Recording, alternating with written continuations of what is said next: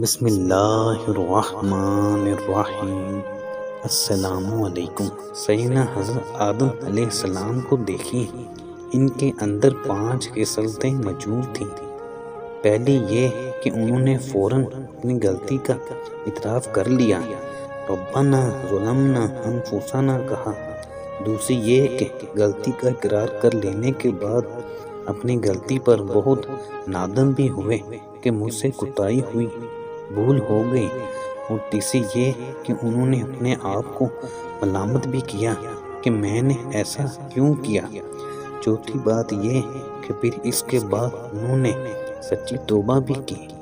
اور آخری بات یہ کہ وہ اللہ تعالیٰ کی رحمت سے کبھی مایوس نہ ہوئے، اس لیے اللہ تعالیٰ نے ان کی توبہ کو قبول فرما لیا۔